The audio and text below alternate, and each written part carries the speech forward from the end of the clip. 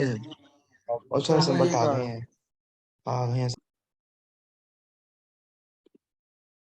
All right. तो मैं आपको डेफिनेशन बता रहा था कि इन्फ्लेशन को हम कहते हैं it is a general and sustained rise in the price level of goods and services over a period of time. अच्छा, अब इसमें एक जनरल मैंने आपको बता दिया कि it does not apply to one particular product या गुड और सर्विस। ये इन टोटलिटी में बात कर रहे हैं सारी गुड्स एंड सर्विसेज जो कि खरीदी बेची जाती हैं। अच्छा, एंड सस्टेन्ड राइज, अच्छा ये भी जरूरी है इन्फ्लेशन के लिए। सस्टेन्ड का मतलब क्या होता है कि परसिस्ट करे, मतलब ये नहीं है कि एकदम बढ़ गई, एक हफ्ता बढ़ गई फिर कम हो गई, तो इसको इन्फ्लेशन नहीं बोलेंगे। इन्फ्लेशन परसिस्ट करनी चाहिए। अच्छा, नॉर्मली हम इन्फ्लेशन निकालते हैं एक साल की, लेकिन वैसे 6 महीने की भी निकल आती है। जो निकालना चाहें अगर आपके 6 महीने में कितना प्राइसेस में इजाफा हो रहा है तो वो भी निकल आती है। तो लेकिन टाइम पीरियड जरूरी है। If you want to write a compact definition तो आपको टाइम का जिक्र भी करना पड़ेगा। अच्छा, अब यहाँ बाद में क्या करने लगा हूं मैं, इसको यहाँ पे, ये तो इन्फ्लेशन है राइट, मैं यहाँ पे लिख भी देता हूँ। अब जो इम्पोर्टेंट चीज है, जो इन्फ्लेशन के साथ कॉन्सेप्ट्स जुड़े हुए हैं, जरा उनकी भी जल्दी से हम बात कर लेते हैं। अच्छा, जैसे हमने अभी बात की, क्या हमने एक बात की है जी कि इन्फ्लेशन में हमारे पास आती है जी लो इन्फ्लेशन।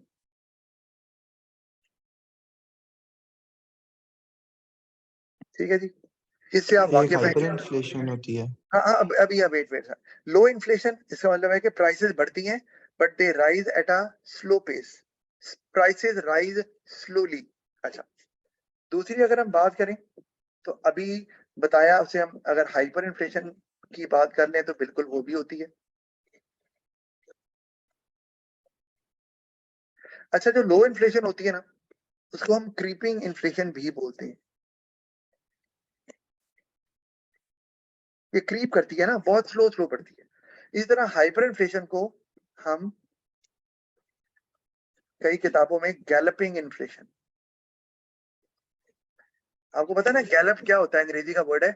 गैलप का मतलब है जब घोड़ा भागता है ना, हॉर्स, तो जब वो अपनी मैक्सिमम स्पीड पे जाता है ना, तो उस वक्त वो क्या कर रहा होता है, उसके अगले दोनों पैर और पिछले दोनों पैर ये इकट्ठे चलते हैं। यानी कि घोड़ा अगर वैसे चलेगा ना आहिस्ता, तो चारों जो पांव है उसके वो डिफरेंट, वो इकट्ठे नहीं चल रहे होंगे ना, अलग अलग वो उसको उठा रहा होगा। लेकिन गैलप का मतलब जब वो अपनी मैक्सिमम स्पीड पे होगा तो आप देखेंगे अगले दोनों पैर इकट्ठे उठाएंगे और पिछले भी दोनों इकट्ठे ही होंगे। उसको गैलप बोलते हैं कि एट अ ग्रेट स्पीड। तो उसी से निकला है गैलपिंग इन्फ्लेशन, कि इन्फ्लेशन बहुत ज्यादा है और कीमतें जो है ना वो दे आर स्काई रॉकेटिंग, बहुत तेजी से बढ़ रही है। अच्छा, 50% से ज्यादा होता होती है ना हाइपर इन्फ्लेशन। ये एक अंदाजा जरूर कहा जाता है, जरूरी नहीं है, लेकिन हाँ 50% से ज्यादा हो तो इसका मतलब है कि अब चीजें आउट ऑफ कंट्रोल हो रही हैं और अब कीमतें जो है ना वो काफी ज्यादा तेजी से बढ़ रही हैं। बहरहाल, लेकिन ये तो आप समझ लें कि स्टार्टिंग पॉइंट है हाइपर इन्फ्लेशन का। और ये वर्ड भी हम हाइपर भी बोलते हैं, किसी को कहते हैं यार हाइपर क्यों हो रहे हो, हाइपर मतलब उसे गुस्सा आ रहा है तो आउट ऑफ कंट्रोल हो रहा है ना, यही कहते हैं हाइपर। तो इन्फ्लेशन में भी, इन्फ्लेशन जब आउट ऑफ कंट्रोल होती है तो उसको हाइपर कहते हैं। और उसको फिर आप क्या कहते हैं, एंटिसिपेट नहीं कर सकते कि आगे क्या होने वाला है। और यही डिजास्टर्स सिचुएशन होती है किसी भी इकोनॉमी के लिए। बहरहाल, इस पे भी बात करते हैं। अभी हम आगे चलते हैं, आगे हम आ गए, अगली आ गई डिस इन्फ्लेशन। अच्छा, डिस इन्फ्लेशन क्या चीज होती है, इसको हम ये भी बोल सकते हैं फॉलिंग इन्फ्लेशन। ऐसी इन्फ्लेशन, डिफ्लेशन इसको कहते थे हम, नहीं डिफ्लेशन। नहीं नहीं नहीं, डिफ्लेशन नहीं है, ये डिफ्लेशन नहीं है। डिफ्लेशन होता है परसेंट, वो नेगेटिव परसेंटेज में प्राइसेस इंक्रीज करती हैं। जी इसमें पॉजिटिव करती है लेकिन जो पिछले टाइम पीरियड से कम होती है, जैसे अगर 8% था तो अब 6% हो जाएगी। अच्छा, मैं इसका भी आंसर देता हूँ, वेट। अच्छा, लो इन्फ्लेशन जैसे हम कहते हैं कि 0 से लेके ना तो 5% तक आपकी लो इन्फ्लेशन होती है, और इसी को हम बोलते हैं प्राइसेस स्टेबल है। याद रखिएगा, लो इन्फ्लेशन अगर है तो हम कहते हैं प्राइसेस स्टेबल है, बहुत, कि उसमें फ्लक्चुएशन नहीं आ रही। अच्छा, हाइपर में ऑफ कोर्स प्रॉब्लम आ जाती है कि बहुत ज्यादा तेजी से बढ़ रही होती है कीमतें, समझ आती है। तो उसमें जैसे आपने कहा कि 50% है, कह लो, या ग्रेटर देन 50%, जो भी इन्फ्लेशन हो रही होगी वो हाइपर होगी। अच्छा, एक हाई इन्फ्लेशन भी होती है, मतलब 10% या उससे ज्यादा वो हाई होती है। तो दो एक्सट्रीम्स है ना, इनके बीच में भी आ जाती है कि हाई इन्फ्लेशन या मीडियम टर्म इन्फ्लेशन, यानी कि मीडियम इन्फ्लेशन तो होगी 5% से 10% तक, और 10% से ऊपर हाई इन्फ्लेशन हो गई, और हाई से ऊपर अगर चले जाएंगे तो फिर वो हाइपर बन जाएगी। तो इस तरह से ये चलता है मामला। अच्छा, बहरहाल अब अगर हम डिसइन्फ्लेशन को देख लें तो डिसइन्फ्लेशन में फॉलिंग इन्फ्लेशन होती है, मतलब कि आपको पहले साल इन्फ्लेशन फर्ज किया नजर आ रही है जी 10%, ठीक है, अगले साल हो गई 8%, ठीक है, उससे अगले साल हो गई 6%। अब आपने ये याद रखना है कि ये इन्फ्लेशन कम हो रही है, प्राइसेस कम नहीं हो रही। वजह वजह ये है कि इन्फ्लेशन बोलते ही प्राइस के बढ़ने को है। यानी कि आप इस तरह से एग्जांपल ले लें कि आप गाड़ी में जा रहे हैं, तो आप एक्सीलरेटर आपने दबाया हुआ है और 100 किलोमीटर की स्पीड से जा रहे हैं, तो आप अगर आप एक्सीलरेटर से थोड़ा सा पाँव को सॉफ्ट कर लेंगे और 80 किलोमीटर पे आ जाएंगे, तो क्या अब आप आगे नहीं जा रहे? You are still heading towards the same direction, लेकिन अब आपका जो रेट है डेस्टिनी तक पहुंचने का, रेट ऑफ स्पीड, वो कम हो गया। ठीक है जी। अच्छा, इसी तरह से तो अच्छा, वो पीछे कब जाएंगे भाई? जब रिवर्स गियर लगाओगे। ठीक है, तो इसी तरह इन्फ्लेशन चूंकि rate of increase in prices होता है, मैं यहाँ लिख भी देता हूँ कि इन्फ्लेशन जो है rate of increase in price को बोलते हैं।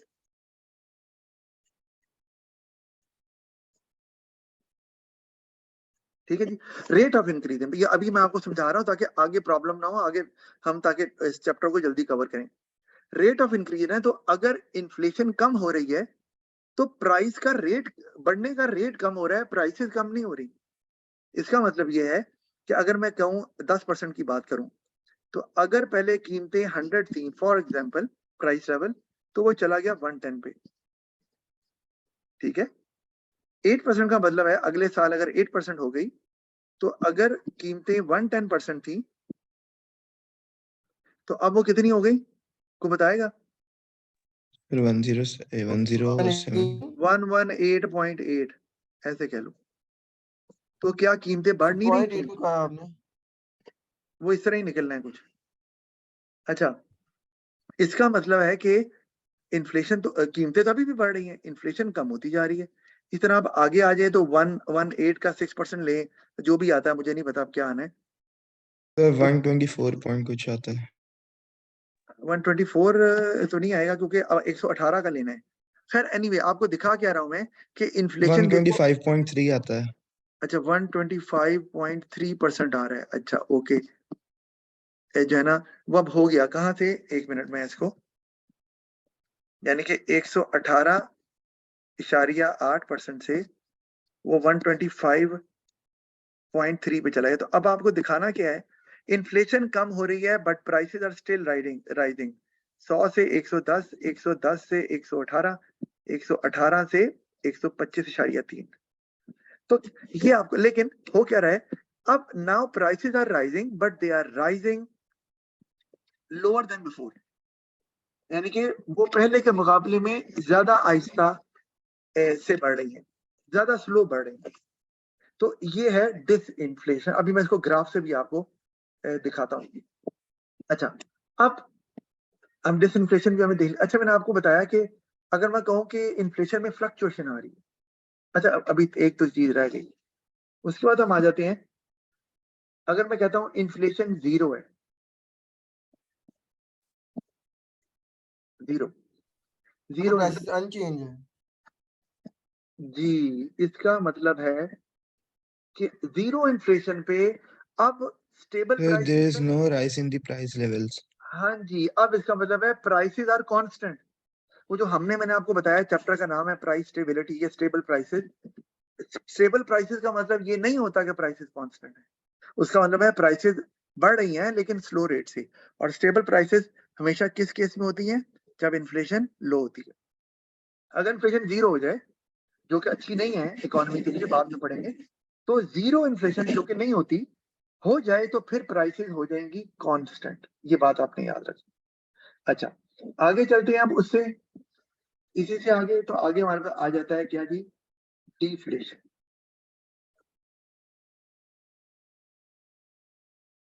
ठीक है जी। जिसमें और से जो प्राइस लेवल होते हैं ना सर वो कम होते हैं पहले से, जैसे सर के पहले प्राइस लेवल बढ़े थे और जो इन्फ्लेशन रेट है वो कम हो रहा था, पर इसमें क्या है कि आपके प्राइस लेवल जो है वो भी कम करेंगे, जो प्राइसेस ऑफ गुड्स और जी सर्विसेज हैं वो बिल्कुल थोड़े हो जाएंगे। जी, और इसमें इन्फ्लेशन का हम एक और नाम भी इस्तेमाल कर सकते हैं, नेगेटिव इन्फ्लेशन। यानी कि अब इन्फ्लेशन कम नहीं हो रही, खाली इन्फ्लेशन नेगेटिव हो गई है। जैसे मैं कहता हूं -4%।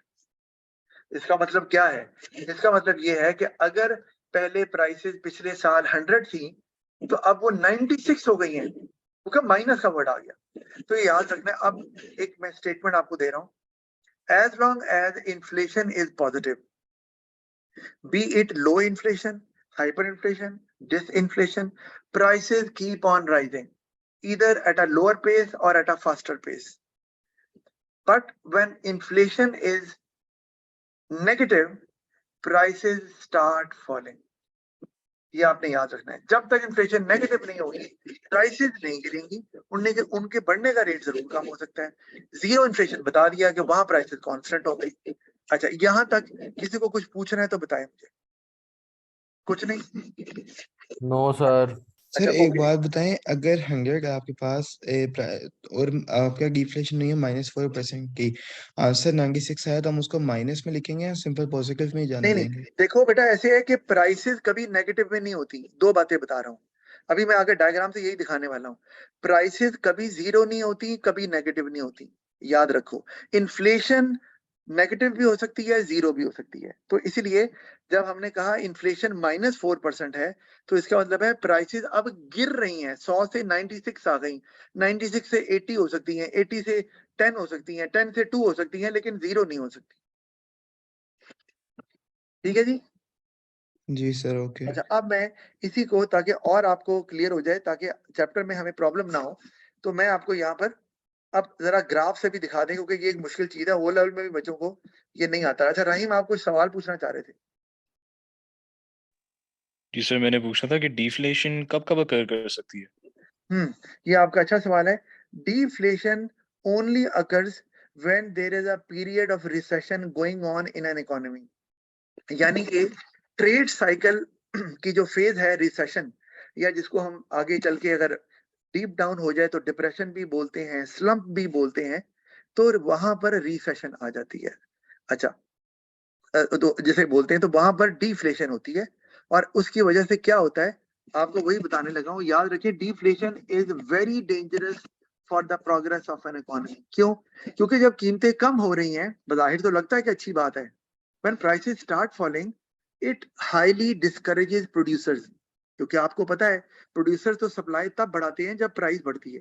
तो भाई अगर प्राइस कम हो रही है, तो है इसका कि आप आपकी करेंसी की वैल्यू बन जाती है, वैल्यू इंक्रीज हो जाती है। वैल्यू, आपकी करेंसी की वैल्यू बढ़ती है, परचेजिंग पावर बढ़ जाती है, ये कहना चाह रहे हो? जी जी कि एक गाड़ी जो पहले 25 लाख रुपए की थी, अब वो 10 लाख की हो गई, तो आपके मजे हो गए, आप आराम से ले सकते हो, यही कह रहे हो ना? जी जी। हाँ, सही कह रहे हो तला, आप बिल्कुल सही कह रहे हो, लेकिन इसके नुकसान ही हैं। अब आपको लगेगा सर कैसे, ये तो फायदा है। होगा ये, गाड़ी 10 लाख की हो गई, लेकिन गाड़ी अब बनाएगा ही कोई नहीं। प्रोड्यूसर कहेगा कीमत कम हो रही है, मैंने स्पेयर पार्ट्स खरीदे हैं महंगे, अब मुझे गाड़ी बन रही है सस्ती, तो मैं क्यों बनाऊं? तो गाड़ी 10 लाख की मिलेगी, लेकिन बनेगी नहीं, अवेलेबल ही नहीं होगी। तो क्या होगा? ये रिसेशन में होता है, जैसे आपको बता रहा हूं। तो जब डिफ्लेशन होती है, तो जीडीपी फॉल करना शुरू कर देती है। और रिसेशन इसी को बोलते हैं, जब जीडीपी फॉल करती है फॉर 2 कंसेक्यूटिव क्वार्टर्स। ये बताया हुआ मैंने कि जब मुसलसल 6 माह, 2 कंसेक्यूटिव क्वार्टर्स क्या होते हैं? 6 माह ही होते हैं ना। एक क्वार्टर 3 माह का, 12 महीने की बात करें, तो 2 कंसेक्यूटिव क्वार्टर तक अगर आपकी जीडीपी फॉल करे, उसे रिसेशन बोलते हैं। और वो फॉल कब करती है? जब डिफ्लेशन होती है। तो प्रोड्यूसर डिस्करेज होता है, वो प्रोडक्शन नहीं करता, एग्रीगेट सप्लाई कम होना शुरू हो जाती है। तो ये तो सर कुछ बिजनेसेस क्लोज डाउन कर लेंगे और कुछ कंट्रैक्ट कर लेंगे। जी जी बिल्कुल ऐसे ऐसे ही है। अच्छा, I hope you got your answer Rahim. जी सर, ठीक है। अच्छा ओके, अब आप ये देखिएगा, मैं आपको ना ग्राफ बना रहा हूँ, एक यहाँ बनाऊंगा, एक यहाँ। अच्छा, यहाँ पे मैं ले रहा हूँ परसेंटेज, और नीचे ले रहा हूँ जी प्राइसेस। अब आपने याद रखना है, prices can never be in percentage, prices are always in absolute figure, यानी कि वो नंबर में होती है 100, 10, 115, 150, 200, 400, एब्सोल्यूट फिगर में होती है। इन्फ्लेशन चूंकि रेट होता है, आपको जैसे मैंने बताया, ये परसेंटेज में ही कैलकुलेट होता है, कैलकुलेट करने को बाद में देखेंगे, लेकिन होता ये परसेंटेज में है। तो जब भी प्राइसेस के साथ आपको पेपर में एमसीक्यूज में परसेंटेज नजर आ जाए तो आपने समझ लेना है कि भाई ये प्राइसेस नहीं है, ये इन्फ्लेशन है, क्योंकि इन्फ्लेशन के गिरने को प्राइस नहीं ना बोलते, आपको पता ही है। तो और अगली डायग्राम में बात करूं, अब मैं क्या कर रहा हूं कि मैं यहाँ पेपर पर में परसेंटेज की लिखा हुआ है प्राइसेस के ऊपर। वही बता रहा हूँ ना, क्योंकि अगर प्राइसेस परसेंटेज में है, जैसे हमने अभी पीछे देखा कि इजाफा हो रहा है जी इतने परसेंट का, तो वो प्राइसेस नहीं होती, वो इन्फ्लेशन होती है। मैंने अगर मैं कहता हूँ प्राइसेस के इन्फ्लेशन 4% से हो रही है, तो इसका मतलब है 4%, 4 प्राइसेस थोड़ी है, इसका मतलब है प्राइसेस 4% से बढ़ रही हैं। उनकी वैल्यू क्या है हमें नहीं पता, वैल्यू तो ऐसे पता चलेगी ना कि मैं कहता हूँ इन्फ्लेशन 4% है, तो प्राइसेस अगर 100 है तो वो अब 104 हो गई। समझ आ रही बात की तला? जी सर, जी। तो प्राइसेस अगर परसेंटेज में है तो ये समझ लो वो इन्फ्लेशन नहीं, वो सॉरी वो प्राइसेस नहीं है, वो इन्फ्लेशन है। प्राइसेस बाद में निकालनी पड़ेगी कि क्या आई, वो सिर्फ ये बताएगा कि परसेंटेज चेंज कितना आ रहा है प्राइसेस में। इन्फ्लेशन है percentage change in the price level.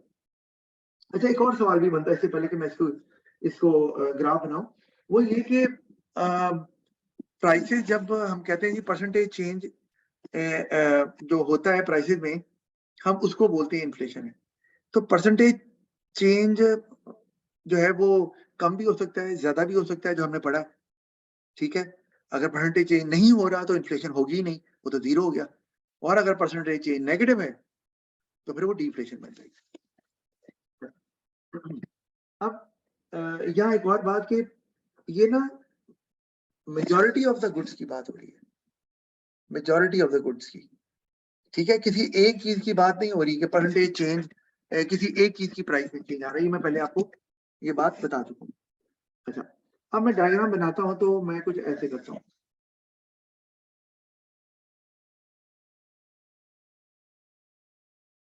ये मैंने एक डायग्राम बनाई है, ठीक है। अब मुझे आपने बताना क्या है, मुझे ये बताएं इस फेज में क्या हो रहा है। सर इस फेज में से आपके पास वो हो रही है, इन्फ्लेशन हो रही है हाई स्पीड पे, मतलब हाइपर इन्फ्लेशन की तरफ। हाइपर इन्फ्लेशन हो रही है। हाँ, हाइपर या सर सर बात सुनिए सर जी, यहाँ तो हम ऐसे बता ही नहीं सकते जब तक आप बताएंगे नहीं कि कितने रेट पे कौन सी लाइन जा रही है। जैसे जैसे समझे मिड पे है 5 मैं है, बता देता हूँ, तो मैं यहाँ बता पर देता हूँ, सिंपल इन्फ्लेशन हो ये रही लो, है। ये लो, मैं बता देता हूँ, ये लो,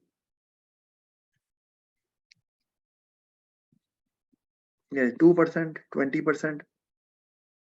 सर जहाँ 20% लिखा है वहां पर हाई इन्फ्लेशन है।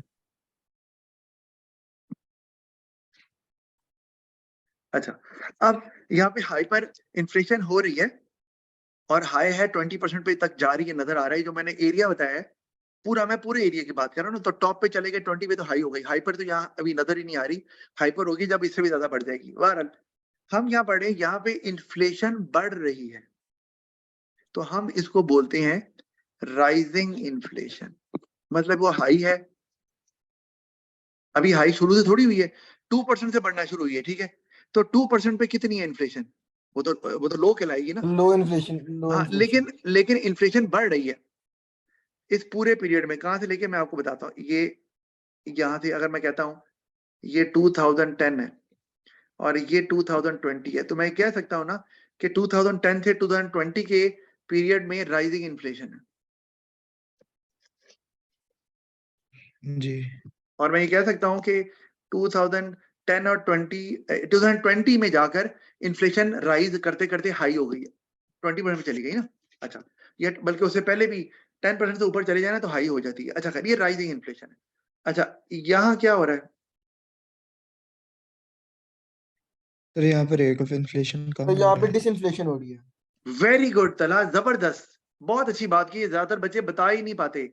यहाँ इन्फ्लेशन कम हो रही है हर साल पिछले साल के मुकाबले में, और इसको बोलेंगे डिस इन्फ्लेशन। मैं एक्सपेक्ट नहीं कर रहा था कि ये बताएंगे बच्चे, लेकिन जबरदस्त।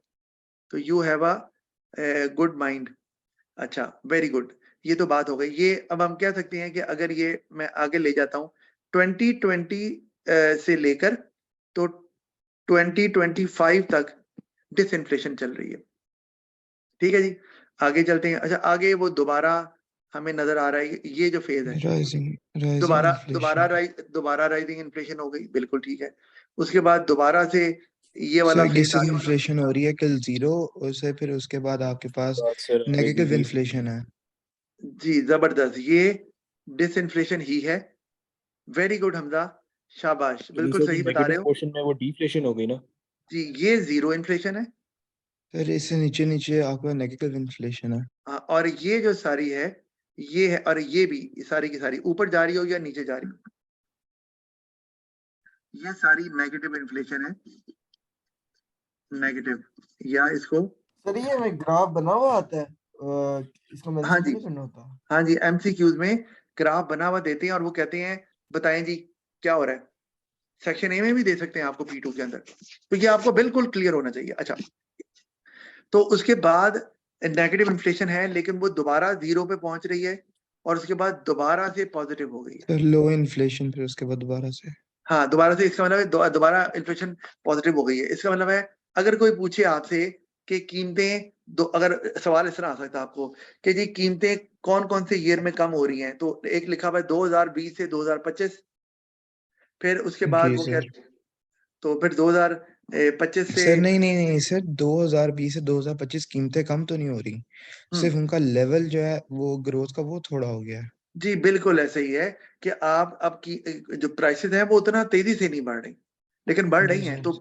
तो ये गलत होगा, क्योंकि ग्राफ देख के लगता है बच्चों को कि यार ग्राफ नीचे जा रहा है तो कीमतें कम हो रही हैं। गलत देखना है वाई एक्सिस पे लिया क्या हुआ है। वाई एक्सिस पे तो परसेंटेज ली हुई है प्राइसेस की, यानी कि इन्फ्लेशन है। तो जो कम हो रहा है वो इन्फ्लेशन कम हो रही है, प्राइसेस कम नहीं हो रही। अच्छा, जी सर।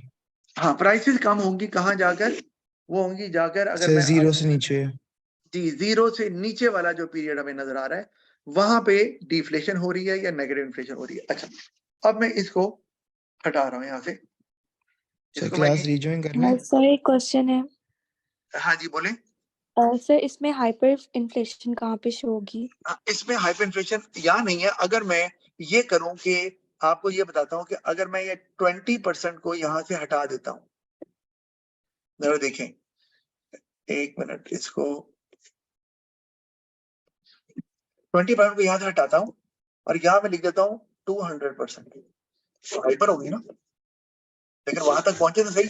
जनरली कहते हैं 50% ऊपर चले जाए तो हाइपर स्टार्ट हो जाती है, लेकिन वो कहाँ तक जाती है, वो 200, 1,00,000%, 2,00,000%, वो तो आप इमेजिन ही नहीं कर सकते। सर जिस तरह जिम्बाब्वे की चलेगी थी, जिम्बाब्वे में एक मौके में जी, वो तो उनको तो नोट निकालना पड़ गया था बिलियन जिम्बाब्वियन डॉलर का।